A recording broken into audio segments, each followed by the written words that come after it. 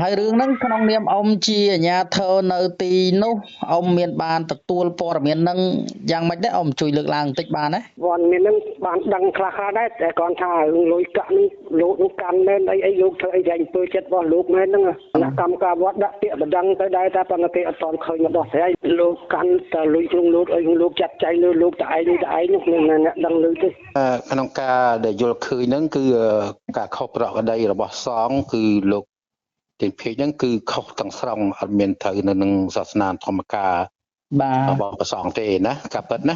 បាទ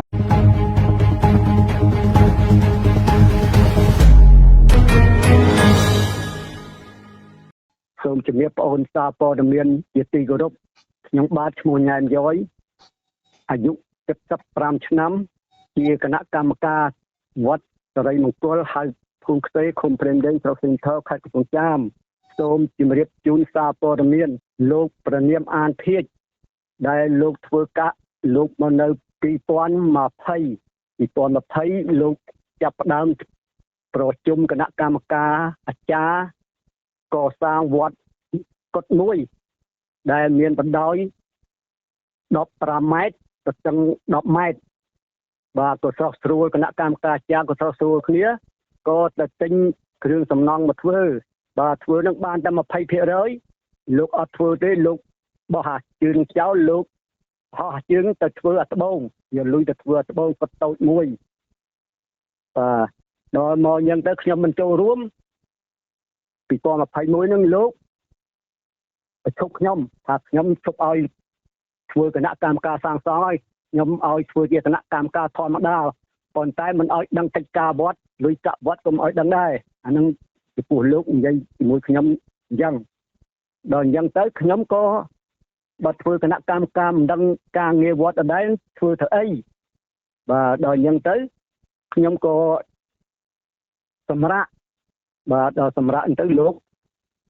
2023នេះប្រាប់ទៅលោកហៅរឿងខ្ញុំបាទលោកនឹងហៅរឿងខ្ញុំជេរខ្ញុំទៀតលោកនឹងមិនធម្មតាទេជេរអាចារ្យគណៈកម្មការតាំងនៅនឹងអត់ទៅជេរតែអពុកធំលោកទេដល់ពេលអញ្ចឹងខ្ញុំក៏ឈប់បាទខ្ញុំក៏ផ្អាក់មួយរយៈធំហើយផ្អាក់នឹងផ្អាក់មិនធ្វើទេដល់មក2025នេះ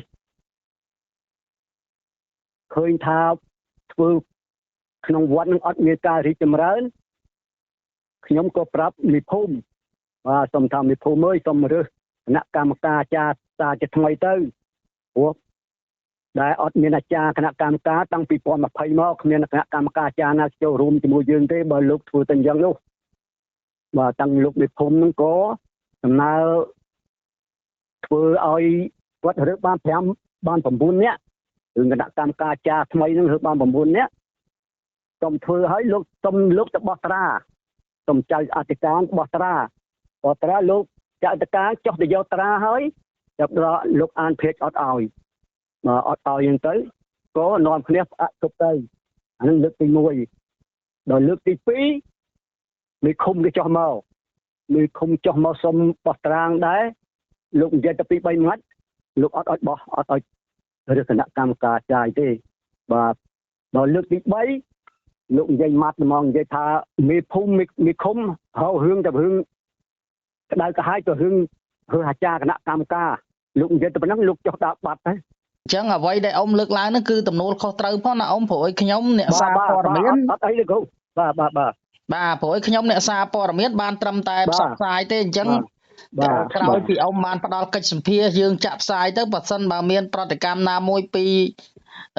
លោកពនាមអង្គភៀកនឹងយ៉ាងម៉េចយ៉ាងណាអ៊ំទទួលខុសត្រូវណាអ៊ំណា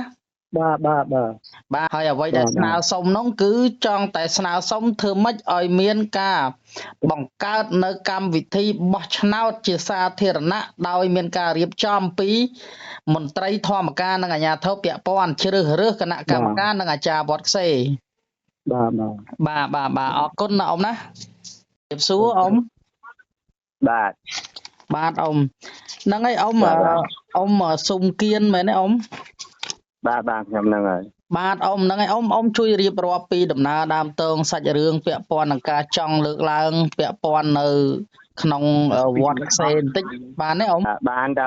បាទ បាទ ខ្ញុំ បាទ មក អញ្ចឹង ចាដែរណា បាទអញ្ចឹងអ៊ំជួយរៀបរាប់តិចមកអ៊ំ ខ្ញុំឈ្មោះសុំគៀននៅភូមិខ្សែឃុំបៃដីស្រុកកេងថោខេត្តកំពង់ចាមបាទតាំងខ្ញុំនឹងជាអនុអាចារ្យនៅធ្វើការជាមួយនឹងដល់កាលនោះនៃការទៅការលោកឈ្មោះមីលៀងដល់ពីគុណអានទៀតនឹងលោកនិមន្តមកពីក្រៅគេថាមកពីភ្នំពេញអញ្ចឹងមុនលោកមុននៅទ្វារបើគឺលោកទៅភ្នំពេញបានបកមកនឹងវិញលោកមកសុំនៅក្នុងវត្តហ្នឹងដល់សុំអញ្ចឹងទៅខ្ញុំនឹងក៏ឃើញថាលោកនឹងមកនួយបានជាប្រសង់ច្រើនអង្គតិចព្រោះនៅវត្តហ្នឹងខ្សោយដែរដល់អញ្ចឹងហើយខ្ញុំក៏ប្រំពៀងឲ្យលោកនៅទៅដល់លោកនៅទៅបានរយៈកាលមកខ្ញុំក្នុងឆ្នាំ2021បាទ21ហ្នឹងដល់លោកចាប់ដើមកសាងកត់បាទកសាត់ទាំងជើងហ្នឹង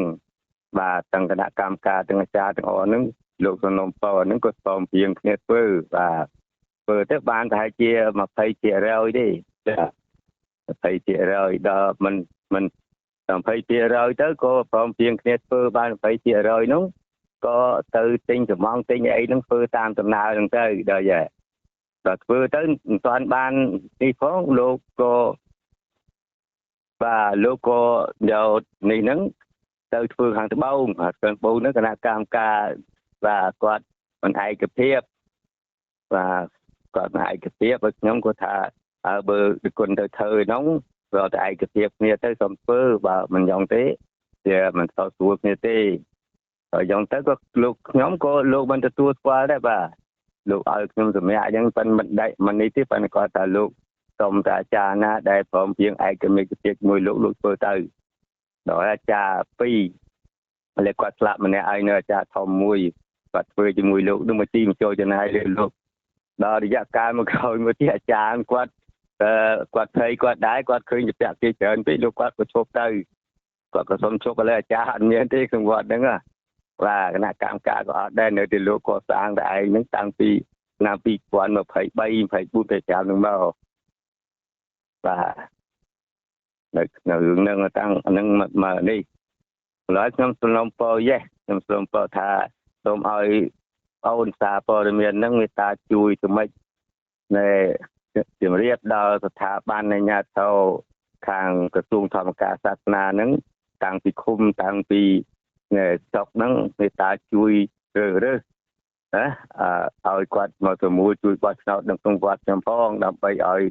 មានជាផ្លូវការដូចគេបាទវត្តគេសាងខាងចិត្តខាងគេមានគណៈកម្មការគេមានអាចារ្យគេត្រឹមត្រូវឲ្យគេធ្វើការអីស្រួលល្អហើយនឹងប្រជាជនគាត់យ៉ាងដែរគាត់ចេះសំណុំពរថាហើយមានគុំបោះឆ្នោតទៅបើអាចារ្យមួយគ្មានអាចារ្យមួយគ្មានអញ្ចឹងមិនក៏ឲ្យលោកធ្វើតែឯងអញ្ចឹងបាទខ្ញុំបានសុខចិត្តថាខ្ញុំចេះចាំមើលតែខ្ញុំគេតាក់ទងសារព័ត៌មានទៅតាក់ទងមីឃុំមកបាទទៅតាក់ទងមីឃុំមកសូមបោះឆ្នោត3ដងបាទមកម្ដងប្រធានឃុំមកម្ដងទៀតអនុមកគុំមកក្រោយទៀតគាត់នឹងមកទៀត3ដងប៉ុន្តែលោកព្រមឲ្យបោះលោកថាចាំផ្អាកសិនចាំឆ្នាំក្រោយជាងដឹងទៅបាទខ្ញុំថាមិនដឹងធ្វើម៉េចទេបើអញ្ចឹងហើយដល់ខ្ញុំក៏អស់ចិត្តទេថាបើទៅបើដើម្បីឲ្យប្រជាជននឹងទៅស្រួលគ្នាឯកភាពគ្នាគិតតែសុំទៅមកបាទសុំសារព័ត៌មានឲ្យបងប្អូនជួយនៅសម័យសមួលក្នុងក្រសួងធម្មការសាសនានឹងតាំងពីក្រោមដល់លើតំណែងឲ្យបានបោះឆ្នោតហ្នឹងបាទអញ្ចឹងទៅបាទមានតែប៉ុណ្ណឹងទេយោបល់ខ្ញុំបាទអរគុណអរគុណណាបាទចូលជំរាបលាអរគុណសួរពូបាទពូភួនមេភូមិខ្សែហ្នឹងមែនទេពូបាទពូក្មួយខលពីខាងសារព័ត៌មានរស្មីនេះមាសទៅនឹងជាអគ្គលេខាធិការរងសមាគមសារព័ត៌មានសុក្រិតណាពូបាទពូដោយសារមានគណៈកម្មការអាចារ្យវត្តនៅវត្តខ្សែគាត់បានផ្ដល់ប្រភពមកដល់អង្គភាពខ្ញុំហើយគាត់ក៏បានលើកឡើងពាក់ព័ន្ធនឹងចំណុចដែលគាត់បានផ្ដល់ជូនហ្នឹងគឺអាជ្ញាធរក៏ដឹងដែរពាក់ព័ន្ធនឹងចំណុចមិនប្រក្រតីនៅក្នុងវត្ត ខ្សេហើយរឿងហ្នឹងក្នុងនាមអ៊ំជាអាជ្ញាធរនៅទីនោះអ៊ំមានបានទទួលព័ត៌មានហ្នឹងយ៉ាងម៉េចដែរអ៊ំជួយលើកឡើងបន្តិចបានទេវត្តមាននឹងបានដឹងខ្លះៗដែរតែគាត់ថាលុយកាក់នេះលោកនឹងកាន់មែនអីលោកធ្វើអីតែអំពើចិត្តរបស់លោកមែនហ្នឹងថាលោកធ្វើអីតែចិត្តលោកមែនលោកមិនស្ដាប់អាជ្ញាធរមិនស្ដាប់អីទេលោកធ្វើអីតែលោកហ្មងអញ្ចឹងកម្មការវត្តដាក់ពាក្យបណ្ដឹងទៅដែរតែប៉ុន្តែគេអត់ទាន់ឃើញមកដោះស្រាយឬថាមកដោះស្រាយថ្ងៃ12នេះអញ្ចឹងអ្វីដែលពូដឹងគឺលោកកាន់កាប់លុយវត្តគ្រប់គ្រងលុយវត្តរាល់ចំណូលចំណាយមែនហ្នឹងហើយលោកកាន់តែលុយក្នុងលោកអីលោកចាត់ចែងលើលោកតឯងនោះអ្នកដឹងលើទេអ៊ំបាទនៅណាអ៊ំខេត្តអូហ្នឹងអ៊ំមកឃើញមានគណៈកម្មការចាយមកដល់កន្លែងខ្ញុំនៅវត្តខ្សេលើកឡើងពាក់ព័ន្ធនឹងគ្រូសូត្រស្ដាំគ្រូភាជបាទពាក់ព័ន្ធនឹងតាហ្នឹងគាត់ថាស្នើសុំបោះឆ្នោតជ្រើសរើសគណៈកម្មការចាអីហើយត្រូវលោកសូត្រស្ដាំហ្នឹងអាងយ៉ាងមិនអោយបោះហើយដល់ពេលអញ្ចឹងទៅក៏មានការសម្របសម្រួលពីខាងអាជ្ញាធរឃុំដែរដូចជាអ៊ំឯងក៏បានដឹងឮដែរព័ត៌មានហ្នឹងណាអ៊ំហ្នឹងហើយបាទអញ្ចឹងតើអ៊ំយល់ឃើញយ៉ាងណាដែរក្នុងនាមអ៊ំអាជ្ញាធរឃុំនៅក្នុងក្នុងការដែលយល់ឃើញហ្នឹងគឺការខុសប្រក្រតីរបស់សង្ឃគឺលោកទីភេកហ្នឹងគឺខុសទាំងស្រុងអត់មានត្រូវនៅនឹងសាសនាធម្មការបាទរបស់ព្រះសង្ឃទេណាការពិតណាបាទហើយទី2គឺដោយសារការយល់ព្រមរបស់ចៅអធិការវត្តនិងគណៈកម្មការវត្តហ្នឹងចៅវត្តហ្នឹងគឺគាត់សំណុំពរហ្នឹងយូរមកហើយដែរក៏ប៉ុន្តែលិខិតខ្ញុំមិនដាក់ចូលស្រុកហើយក៏ប៉ុន្តែបានមកបោះឆ្នោតយ៉ាងការពិតគឺប្រថាប់ត្រាពីលោកបាលស្រុកហើយអញ្ចឹងណាបាទអ៊ំបាទនៅតែការមកបោះឆ្នោតទេនៅតែប៉ុណ្ណឹងទេហើយទី2ជំហានទី1គឺយើងបោះឆ្នោតសិនបោះឆ្នោតហើយជាប់គណៈកម្មការចៅវត្តហើយអាហ្នឹងសូមឲ្យខាងសាសនាខាងសង្ឃគាត់មានចំណាត់ការយ៉ាងម៉េចក៏លោកមានប្រធានសង្ឃមានអនុគួនអញ្ចឹងដែរណាបាទយើងធ្វើអ្វីដែលស្របទៅតាមការបោះឆ្នោតរបស់ប្រជាពលរដ្ឋដែលគាត់សំណពរឲ្យមានបង្កើតគណៈកម្មការនិងអាចារ្យវត្តនឹងពិតប្រាកដហ្នឹងអញ្ចឹងណាបាទហើយអញ្ចឹងគឺអ្វីដែលអ៊ំលើកឡើងមិញមិនខុសពីពួកគាត់លើកឡើងទេអញ្ចឹងណាអ៊ំហ្នឹងហើយបាទអញ្ចឹងមានន័យថាលិខិតស្នើសុំបោះឆ្នោតជ្រើសតាំងគណៈកម្មការនិងអាចារ្យហ្នឹងគឺអាជ្ញាធរបានបោះត្រាហើយបានដល់ស្រុកក៏ប្រថាប់ត្រារួចហើយដែរក៏ប៉ុន្តែប្រជុំច្រើនពេកការងារច្រើនពេកគាត់អត់តន់ចុះបានមករៀបចំអញ្ចឹងណាអ៊ំមានដែរមានសល់ឯកសារកូពីនៅសាលាឃុំឯអ៊ំដើម្បីបានឯកសារហ្នឹងយកមកផ្សាយឯកសារខ្ញុំបញ្ជូនដល់ឲ្យស្រុកអស់ហើយចាំមើលអត់អីអញ្ចឹងចាំមើលខ្ញុំសួរខាងអ្នកនាំពាក្យអញ្ចឹងអ៊ំណាបាទនាយករដ្ឋបាលស្រុកគាត់ដឹងហើយណាហ្នឹងហើយបាទអ៊ំបាទអរគុណច្រើនអញ្ចឹងអ៊ំបាទហ្នឹងហើយអាហ្នឹងខ្ញុំជួយដែរអរគុណដែរជួយទលលាយដែរបានឆាប់ក៏ស្រួលដែរមិនអញ្ចឹងណាហ្នឹងហើយក៏អរគុណអ៊ំច្រើនអញ្ចឹងដែរបាទអ៊ំបានផ្ដល់នៅកិច្ចសម្ភាសយ៉ាងខ្លីអ៊ំអរគុណហ្នឹងហើយបាទជំរាបសួរបងថនហ្នឹងហើយបងឥឡូវនៅទូនាទីជាអ្នកនាំពាក្យនៅរដ្ឋបាលសាលាស្រុកស្រីសន្ធរដដែលតើបងអើយហ្នឹងហើយបងខ្ញុំទទួលបានព័ត៌មានមួយពាក់ព័ន្ធនឹងគណៈកម្មការអាចារ្យវត្តនៅវត្តសិរីមង្គលហៅវត្តខ្សេស្ថិតនៅក្នុងភូមិខ្សេឃុំព្រែករំដេងស្រុកស្រីសន្ធរខេត្តកំពង់ចាមគាត់មកដល់អង្គភាពសារព័ត៌មានគេហទំព័ររស្មីអ្នកមាសខ្ញុំបានលើកឡើងពាក់ព័ន្ធនឹងបញ្ហានៅក្នុងវត្តជាមួយនឹងលោកអានភាជដែលទូនាទីសូត្រស្ដាំនៅក្នុងវត្តហ្នឹងណាបងហើយខ្ញុំមុននេះអំបញ្ញមិញក៏ខ្ញុំបានខលសម្ភាសលោកជុំនិមមេឃុំព្រែករំដេងដែរពាក់ព័ន្ធនឹងបញ្ហាហ្នឹងដោយសារគណៈកម្មការអាចារ្យចំណុះជើងវត្តហ្នឹងលើកឡើងពាក់ព័ន្ធនឹងអាជ្ញាធរបានជួយសម្រុះសម្រួលជាច្រើនលើកច្រើនសារដែរប៉ុន្តែមិនទាន់បានផ្លែផ្កាជាវិជ្ជមានហើយគាត់ក៏បានបញ្ជាក់បន្ថែមថាឯកសារហ្នឹងគឺបានបញ្ជូនទៅដល់ស្រុកហើយអញ្ចឹងក៏ខ្ញុំសម្រាប់ចិត្តសួរបងក្នុងនាមបងជាអ្នកនាំពាក្យតើមានបានធ្លាប់ទទួលនៅឯកសារផ្សេងពាក់ព័ន្ធនឹងវត្តខ្សេហ្នឹងដែរបងសូមអរគុណបងធានពាក់ព័ន្ធជាមួយនឹងករណីនេះរដ្ឋបាលស្រុកបានទទួលឯកសាររបស់អាចារ្យគណៈកម្មការហើយកំពុងតែរៀបផែនការនិងចុះទៅធ្វើការសម្របសម្រួលជាមួយនឹង លើកឡើងមិញហ្នឹងណាបងហើយជាអាចទៅក្នុងសប្តាហ៍ក្រោយនេះពួកខ្ញុំនឹងចុះទៅដល់វត្តហ្នឹងហើយបងហើយទៅសិក្សាអំពីបញ្ហាដែលគាត់ដាក់ពាក្យស្នើសុំរដ្ឋបាលករណីសង់សូត្រស្ដាំហ្នឹងណាបងបាទហ្នឹងហើយអរគុណបងច្រើនសម្រាប់ការផ្ដល់ព័ត៌មានហើយនឹងសម្រាប់ការសួរនាំបងណាបាទពួកខ្ញុំនឹងចុះទៅសប្តាហ៍ក្រោយហ្នឹងហើយបងបាទដាក់ផែនការហើយដាក់ចូលក្នុងប្រតិទិនការងារហើយបងបាទណាបាទសូមអរគុណបងគ្រប់ជំរាបសួរបងបាទបងប្រធានការិយាល័យសង្គមកិច្ចនៅខាងស្រុកស្រីសន្ធើមែនទេបងបាទបងអធិស្ឋានបងខលទៅម៉ោងនេះអាចនឹងអត់អីទេបងខ្ញុំបងធ្វើដំណើរតាមផ្លូវទៅមកវាប្រជុំអាចនិយាយបានបាទអូបាទបងហ្នឹងហើយបងប្អូនខលពីខាងអង្គភាពសារព័ត៌មានរស្មីនាគមាសទៅនឹងជាអគ្គលេខាធិការរងសមាគមសារព័ត៌មានសុក្រិតទេបងបាទមានទរៈអីអូនមានបងដោយសារមានអាចារ្យគណៈកម្មការនៅវត្តសិរីមង្គលហៅវត្តខ្សេគាត់បានមកដល់អង្គភាពសារព័ត៌មានខ្ញុំបានលើកឡើងពាក់ព័ន្ធនឹងចំណុច 4-5 ចំណុចពាក់ព័ន្ធនឹងលោកសូត្រស្ដាំឈ្មោះអានភាជបងបាទហើយរឿងហ្នឹងក៏ខ្ញុំបានសម្ភាសអាជ្ញាធរឃុំអីអាចនឹងខាងស្រុកហ្នឹងហើយក៏ដូចជាប្រធានការិយាល័យអីបងអីអាចនឹងដឹងព័ត៌មានខ្លះហើយគាត់ថាអញ្ចឹងណាបាទឥឡូវនេះខ្ញុំសូមរាយការណ៍ជូនទៅបងអូនសារព័ត៌មានក៏ដូចជាទស្សនិកជនឬក៏សោតតិនទីយបុគ្គលទាំងអស់ដែលបានស្ដាប់នៅព័ត៌មាននេះ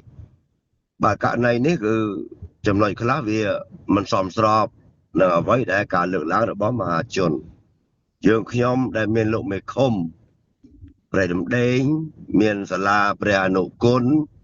មានលោកអភិបាលនៃគណៈអភិបាលស្រុកយើងបានធ្វើការប្រជុំវែកញែកលើកហេតុផលមួយលើកជាពីរលើកហើយនឹងដូច្នេះរាល់ប្រវត្តិរូបបេក្ខជនអាចារ្យគណៈកម្មការយើងខ្ញុំដែលជាសេនាធិការរបស់លោកអភិបាលនៃគណៈអភិបាលស្រុករដ្ឋបាលស្រុកនឹងចាត់វិធានការដើម្បីរៀបចំបោះឆ្នោតទៅតាមនីតិវិធីនៃផ្លូវច្បាប់បាទប្រវត្តិរូបបានយកមកដល់អស់ហើយបងបានយកមកអស់ហើយនឹងរៀបចំធ្វើការប្រជុំប៉ុន្តែដោយសារតែមួយរយៈខ្លីនេះយើងប្រជាពលរដ្ឋយើងអាជ្ញាធរគ្រប់មូលដ្ឋានលោកមានការលំបាកដោយសារតែប្រឈមនឹងគ្រោះមហន្តរាយនៃទឹកជំនន់ផងដោយបញ្ហាអសន្តិសុខនៅលើស្ថានភាពមួយចំនួនព្រួយបារម្ភទៅលើរដ្ឋាភិបាលព្រួយបារម្ភទៅលើបូរណភាពទឹកដីយើងសូមចិត្តមេឃុំនិងសាលាអនុគមសូមពជាពេលមួយរយៈចឹងយើងនឹងធ្វើដំណើរការនៃការបោះឆ្នោតបន្តទៅទៀតដោយមានការឯកភាពពីលោកអភិបាលនៃគណៈបាលស្រុកសហការជាមួយសាលាអនុគមនិងលោកមេឃុំមេភូមិអាជ្ញាធរដែនដីដើម្បីសហការគ្នានឹងធ្វើការបោះឆ្នោតនឹងពេលឆាប់នេះហើយបាទដោយឡែករឿងកិច្ចវត្តរបស់សង្ឃ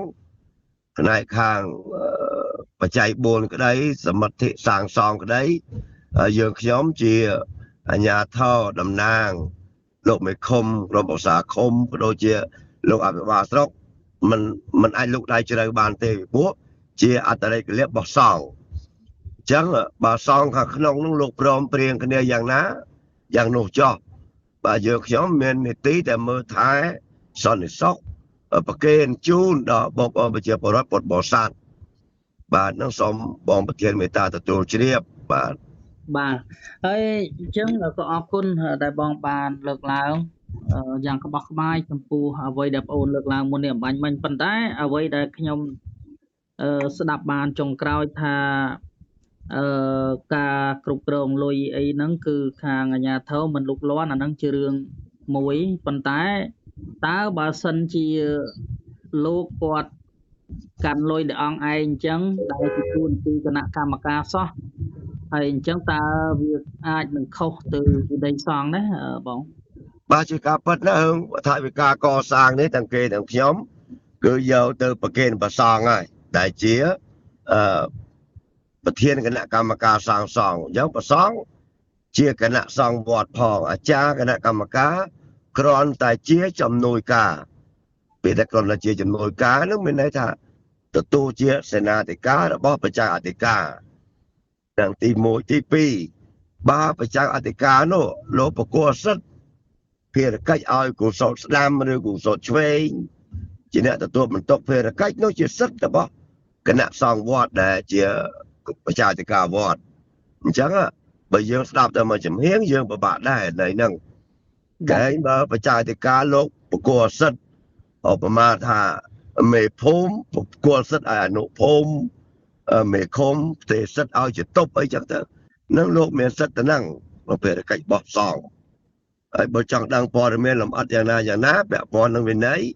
សាសនាមានប្អូនព័ត៌មានសាកសួរទៅមន្ត្រីសង្ឃស្រុកដែលជាស្ថាប័នសង្ឃដើម្បីលោកវែងញែកតាមវិន័យចប់ដោយឡែកយើងខ្ញុំជាកហេវាមាននីតិតែមើលថែសុខសន្តិភាពនិងការអភិវឌ្ឍសណ្ដាប់ធ្នាប់អនាម័យជាដើមត្រង់កិច្ចវិន័យគឺប្រសង់ទេដែលជាអ្នកអាកាត់ទៅតាមពុទ្ធវិន័យរបស់ព្រះសម្មាសម្ពុទ្ធបាទហើយមុននេះអំបញ្ញមិញខ្ញុំក៏បានខលសម្ភាសលោកគ្រូព្រះគ្រូចៅអធិការវត្តសិរីមង្គលហៅវត្តខ្សេដែរពាក់ព័ន្ធនឹងចំណុចហ្នឹងហើយដោយបងលើកឡើងពាក់ព័ន្ធនឹងការប្រគេនក៏ចូលជាបច្ច័យអីផ្សេងគឺចូលទៅប្រសង់ប៉ុន្តែបើខ្ញុំធ្លាប់បានអាននៅច្បាប់ខាងវិស័យសាសនានិងធម្មការគឺលុយអ្នកដែលគ្រប់គ្រងគឺគណៈកម្មការតែមួយគត់ហើយព្រះគ្រូចៅអធិការគឺជាអ្នកគ្រប់គ្រងរួមបើសិនជាលោកចង់បានបញ្ជីចំណូលចំណាយអីត្រូវបង្គាប់មកខាងគណៈកម្មការដើម្បីឲ្យធ្វើនៅបញ្ជីស្នាមផ្សេងពាក់ព័ន្ធនឹងចំណូលចំណាយនៅក្នុងវត្តដូចជាគ្មានចែងនៅមាត្រាណាមួយថាត្រូវតែលោកសក្រាចកាន់ឬមួយសូមស្ដាំឲ្យកាន់ទេបើខ្ញុំធ្លាប់បានអានច្បាប់គឺសិតតែគ្រប់គ្រងកាន់កាប់តែគណៈកម្មការតែមួយគត់ដែលកាន់កាប់នៅការចំណូលចំណាយហ្នឹងបាទឥឡូវបងអូនស្ដាប់បងសិនមកដល់បច្ចុប្បន្ននេះវត្តខ្សែហ្នឹងវត្តសិរីមង្គលនេះបច្ចុប្បន្ននេះអត់ទាន់មានអាចារ្យឬគណៈកម្មការណាមួយដែលស្របច្បាប់ដែលតែងតាំងឡើងដោយរដ្ឋបាលខេត្តនៅឡើយទេអញ្ចឹងហ៎បងដោយសារពួកគាត់នេះឡើងតដំណរគ្នាបាទឡើងជាតដំណរគ្នានឹងហើយបានធ្វើឲ្យអត់ទាន់មានការទុកចិត្តបាទព្រោះផ្លូវច្បាប់ចែងថាគណៈសង្ឃវត្តជាអ្នកគ្រប់គ្រងរាល់ការងារទាំងពួងដែលមានអាចារ្យនិងគណៈកម្មការជាចំនួនការតាមទំហំនៃការងារពី3 4 5ឡើងទៅប៉ុន្តែបច្ចុប្បន្ននេះវាអត់ទាន់មានដល់អត់ទាន់មាននឹងហើយបានជាប្រជាអធិការក្តីលោកឧសតស្ដាមក្តីលោកអត់ទាន់មានការទុកចិត្តនៅលើឧបាសកឧបាសិកាណាមួយទេបាទនឹងចំណុចទាំងហ្នឹងណាដែលធ្វើមកកន្លងមកអញ្ចឹងនៅក្នុងចុងខែនេះរដ្ឋបាលស្រុកដែលដឹកនាំដោយលោកអភិបាលនិងគណៈអភិបាលស្រុកជាមួយសាលាអនុគុណជាមួយនឹងលោកមេឃុំនឹងចាត់វិធានការផ្លូវច្បាប់នៃការបោះឆ្នោតជ្រើសរើសអាចារ្យគណៈកម្មការឲ្យបានស្របច្បាប់ដើម្បីអនុវត្តការងារផ្សេងដោយសហការទៅយ៉ាងរលូនបាទហ្នឹងហើយអត់អីទេអញ្ចឹងអរគុណបងព្រោះអីដោយសារបងអូនយល់ឃើញថាការងារនេះពាក់ព័ន្ធនឹងខាងបងជាប្រធានការិយាល័យសង្គមកិច្ចនិងសុខុមាលភាពដែរបានបងអូនបាទត្រឹមត្រូវអូនត្រឹមត្រូវព្រោះការិយាល័យទាំងអស់នោះជាសេនាធិការរបស់រដ្ឋបាលស្រុកក្រោមការដឹកនាំរបស់លោកអភិបាលនៃគណៈអភិបាលស្រុកអញ្ចឹងលិខិតហ្នឹងលោកបានទទួលហើយលោកអភិបាលស្រុកលោកបានទទួលបានចាត់ចែងរួចហើយបកគលភារកិច្ចដឹកនាំការងារនេះឲ្យបានឆាប់ប៉ុន្តែដូចបងបានលើកឡើងអាដើមទីមិញថាដោយសារតែមួយរយៈនេះវាសង្ស័យទាំងធរវាជួបបញ្ហាច្រើននៅលើបញ្ហាគ្រោះមហន្តរាយទឹកជំនន់ផងក៏ដូចជាការព្រួយបារម្ភបងប្អូនប្រជាពលរដ្ឋជាជនភេសជ្ជជាបងប្អូនយោធាបាទអញ្ចឹងវាកម្មការនៃរោងចក្រតែស្វែងរកការងារធ្វើជូនគាត់អញ្ចឹងការងារធ្វើនៅតែធ្វើតែគាត់ថាយ៉ាងដកឃ្លានបន្តិចអញ្ចឹងណាអូនបាទអញ្ចឹងសរុបរួមមកគឺបងចង់បញ្ជាក់យ៉ាងខ្លីថាការបោះឆ្នោតជ្រើសគណៈកម្មការនិងអាចារ្យស្របទៅតាមច្បាប់ស្តីពីសាសនាហ្នឹងគឺនៅក្នុងចុងខែ ចុងខែធ្នូ2025ហ្នឹងបងអី បាទប្រហែលជាស្ថិតនៅក្នុងអំឡុងឆ្នាំ2025ហ្នឹងបងបាទអូនបាទប្រហែលជាប្រាំងប្រែង បាទបង បាទបាទបាទបាទ អញ្ចឹងក៏អរគុណចំពោះកិច្ចសម្ភាសបងយ៉ាងក្បោះក្បាយដើម្បីឲ្យគណៈកម្មការក៏ដូចជាអាចារ្យដែលគាត់មិនទាន់ពេញសិទ្ធិហ្នឹងឲ្យគាត់បានស្ដាប់នៅការបកស្រាយរបស់បងក្នុងនាមបងជាប្រធានការិយាល័យសង្គមគិច្ចនិងសុខុមាលភាពហើយជាពិសេស បាទពលរដ្ឋចំណុះជើងវត្តជាពិសេសមួយទៀតគឺបងប្អូនដែលបានទស្សនានៅក្នុងការផ្សាយនេះឲ្យគាត់បានយល់ពី បាទចំណុចទៅនឹងយើងស្ថិតនៅក្រោមម្លប់សុខសន្តិភាពក្រោមការដឹកនាំរបស់រាជរដ្ឋាភិបាលដែលមានសម្ដេចបាទបវរធិបតីជាប្រធានក្រមម្លប់សុខសន្តិភាពជាពិសេសក្រមការដឹកនាំរបស់លោកអភិបាលនៃគណៈបាលស្រុកឯកឧត្តមអភិបាលនៃគណៈបាលខេត្តក៏ដូចជាក្រមម្លប់ទង់ដំបូលនៃសន្តិភាពពោលគឺប្រជាជាតិកម្ពុជាបាទសូមបានសុខសន្តិភាពនិងការអភិវឌ្ឍបាទសូមអរគុណ បាទអរគុណច្រើនបងដែលបានផ្ដល់កិច្ចសម្ភាសយ៉ាងក្បោះក្បាយអរគុណបង ព័ត៌មានរស្មីនាគមាព័ត៌មានរស្មីនាគមាព័ត៌មានពិតគ្រប់ទីកន្លែងមានទទួលធ្វើក្បាលកម្មវិធីផ្សព្វផ្សាយពាណិជ្ជកម្មនិងត្រូវការជ្រើសរើសភ្នាក់ងារយកព័ត៌មាន25ខេត្តក្រុងផងដែរព័ត៌មានលម្អិតសូមទំនាក់ទំនងមកកាន់ទូរស័ព្ទលេខ012 89 40 15 015 89 40 15 088 88 73 666 សូមអរគុណ